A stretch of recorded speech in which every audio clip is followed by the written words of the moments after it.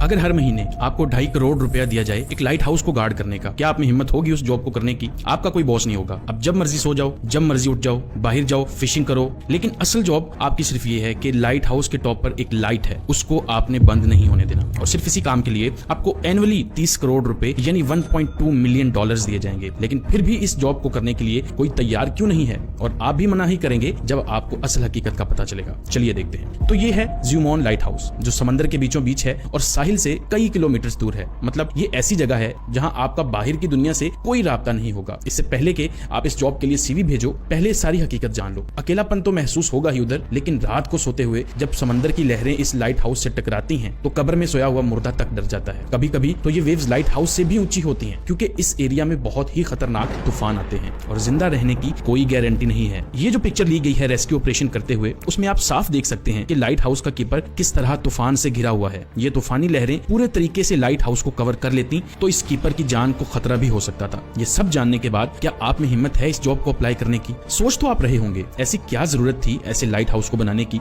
और वो भी ऐसी जगह पर, और ऐसा क्यों है कि ये लाइट कभी भी बंद नहीं होनी चाहिए? तो चलिए आपको इस लाइट हाउस की शुरुआत के बारे में बताता हूँ। पुराने जमाने में जब लंबे सफर के लिए ना रोड्स होते थे ना ही गाड़ियां, तो पानी के रास्ते सफर किया जाता था। तो एक बंदा था जिसका नाम था कैप्टन मार्सिया। ये बड़ा ही जबरदस्त सेलर था, इसे अपने खतरनाक समुद्री सफर के लिए जाना जाता था। इसके साथ एक इंसिडेंट होने वाला था। शिप्स तो पहले जमाने में लकड़ियों की ही होती थी। तो एक रात कैप्टन पानी में से बहुत ही अंधेरे वाली जगह में से गुजर रहा था कि पानी के नीचे बड़े बड़े रॉक्स आ गए, जिसकी वजह से उनकी शिप में सुराख हो गई और वो उलट गई और उनको बहुत ज्यादा नुकसान हो जाता है। इस इंसिडेंट के बाद कैप्टन ने सोचा कि इस प्रॉब्लम का कोई ना कोई सोल्यूशन तो होना चाहिए ताकि वो इस खतरे को पहले ही देख सकें और इस प्रॉब्लम से बच सकें। दूसरी तरफ अगर ओशन को देखें तो आपको पता है कि ओशन कितना बड़ा है, और सिर्फ पैसिफिक ओशन का नाम सुनते ही लोगों को पसीने आ जाते हैं। देखें, पूरी दुनिया में 71% पानी है, जो डिवाइडेड है 4 ओशंस में, Atlantic, Pacific, Indian and Arctic. सबसे बड़ा ओशन पैसिफिक है। ये इतना बड़ा है कि जमीन का खुश्क हिस्सा जो 165 मिलियन स्क्वायर किलोमीटर बनता है, ये अकेला ओशन 148 मिलियन स्क्वायर किलोमीटर को ही निगल सकता है। इस ओशन पर कुछ ही आइलैंड्स हैं जो बहुत ही छोटे हैं, और कुछ तो ऐसे हैं जिन पर आज तक कोई इंसान नहीं जा सका। अब अगर गलती से भी कोई इंसान पैसिफिक ओशन में गुम हो जाए तो उसको ढूंढना तकरीबन नामुमकिन है। जब पुराने जमाने में सेलर्स सफर करते थे तो उनको पता भी नहीं होता था कि अगली जमीन कितनी दूर है, इवन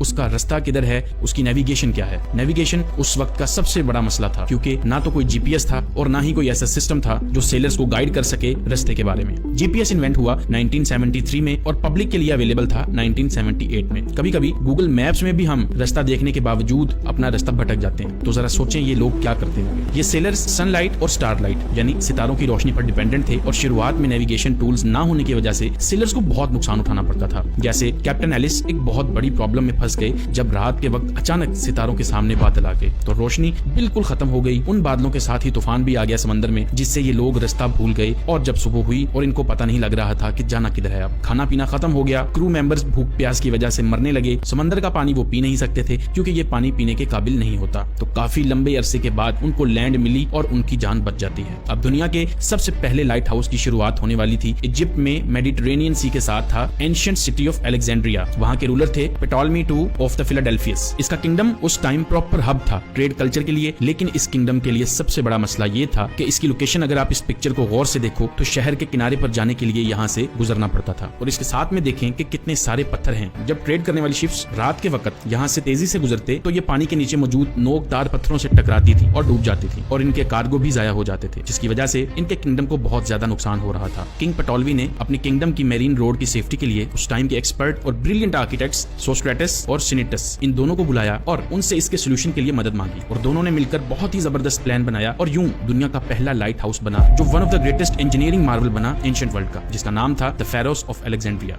इस लाइट हाउस में आग जलती थी जिससे मीलों तक रोशनी जाती थी, और हर वक्त ऑयल और लकड़ी की सप्लाई दी जाती थी इसको। इस वजह से इस लाइट हाउस को दुनिया के 7वें एंशिएंट अजूबों में से एक माना गया था। लेकिन सिर्फ इसका साइज ही बड़ा नहीं था, इसका डिजाइन भी जीनियस था, और सोस्ट्रेटस ने लाइट को और ज्यादा बढ़ाने के लिए मिरर्स और लेंसेज का इस्तेमाल किया, जिससे दूर दूर तक शिप्स आसानी से सेफली ट्रेड कर सकती थी। इस लाइट हाउस के बन जाने के बाद सेलर्स बहुत खुश होते हैं और वो सब आसानी से इस पथरीले पानी को क्रॉस कर सकते थे। इस तरह दुनिया का ये पहला लाइट हाउस सेफ्टी सिंबल बन गया सेलर्स के लिए, और इसी तरह पूरी दुनिया में लाइट हाउस का कॉन्सेप्ट फैल गया। इस तरह का लाइट हाउस सिर्फ समंदर के किनारों पर बनता था, लेकिन दुनिया की ट्रेड में इजाफा हुआ। समंदर के बीचों बीच रोशनी की जरूरत के लिए भी लाइट हाउस बनाए गए, जहां से ट्रेड रूट गुजरते थे ताकि उनको सेफ रखा जा सके चट्टानों से।